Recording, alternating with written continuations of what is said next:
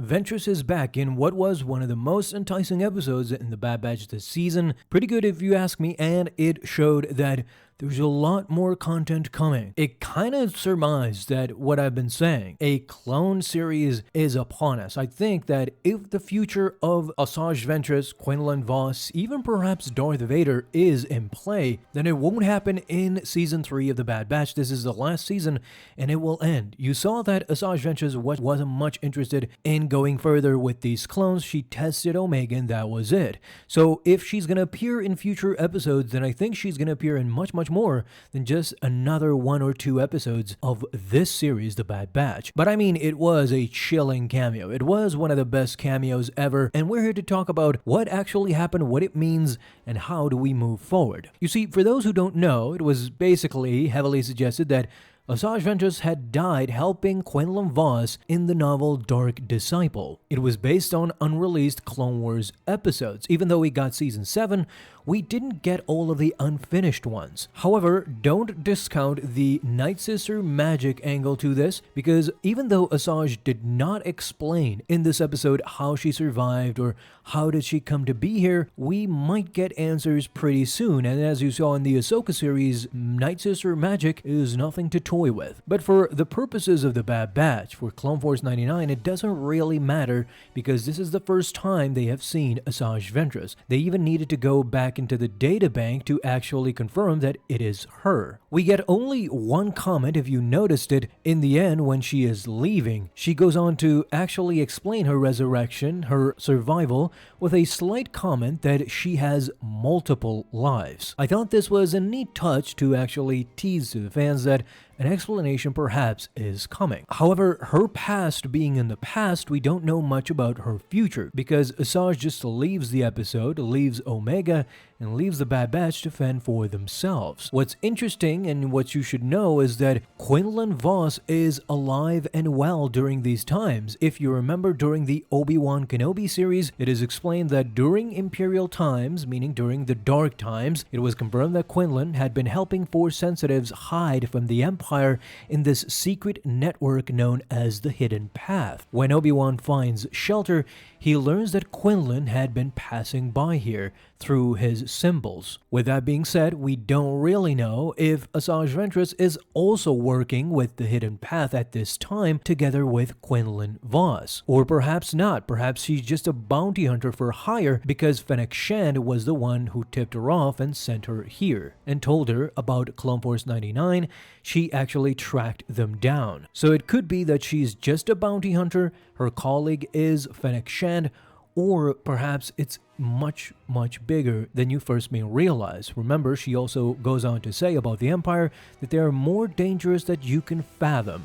She knows the full extent of the Empire, and knowing this, she is probably helping some few poor souls out there. If you look at the episode closely, it seems that Asajj Ventress is continuing to walk down the same path she was during the Clone Wars series, now in the Bad Batch 2. Ventress does express elements of light during this episode by not killing the sea monster, by not killing the Bad Batch. She was force choking one of them, so she had multiple opportunities to kill them, but she didn't. However, there are some tones of darkness here for sure. You have moments during the score, during the music, that you hear lingering darkness.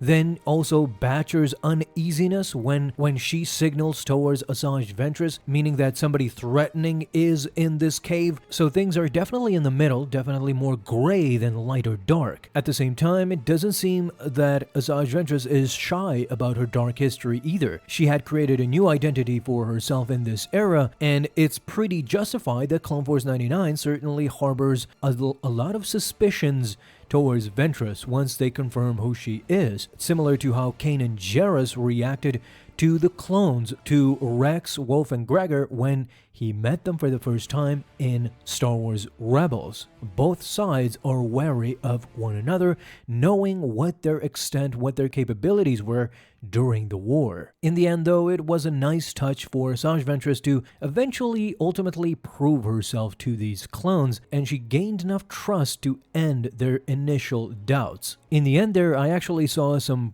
pretty good conversating between them, although it seemed that Asajj Ventress was just not interested. talented. Now, what makes the first time debut as well is, of course, her yellow lightsaber. She had no trouble holding her own against Hunter Wrecker and Crosser, both hand-to-hand combat and with lightsaber deflecting. Her hilt appears to be the same brand, the new curved lightsaber, similar to her master who trained her, Count Dooku, but now branding a yellow blade. There's actually an explanation for the yellow lightsaber, because during the Clone Wars, Asajj Ventress had lost her red lightsabers to Barriss Offee. Therefore, she obtained a new lightsaber in the black market. So this is her new lightsaber, and a very rare color, yellow, is very symbolic of the new life Ventress is actually leading during dark times. It could symbolize that she actually is a protector. You see, originally, the yellow lightsabers belonged to Jedi Temple guards. Yellow is one of the rare colors compared to the blue and green that's far more predominant among the ranks of the Jedi Order, let alone the red blade. As such, the yellow color helps signifies Asajj Ventress as a Force user beyond the Jedi or Sith. As I said in the beginning, this does not show her that she is light or dark, but in fact that she might be not only in the middle, but using her powers to protect the innocent. Again, another indication that she might be working with Quinlan Vos and the Hidden Path. So what's happening? Will we see Asajj Ventress again? There's clearly more story to be told here when it comes to Asajj Ventress, whether it's exciting gaps in the past or her future still to come. There's a lot of excitement. I can see the fans that they're rejoicing that this is one of the rare cases where somebody is back from the dead,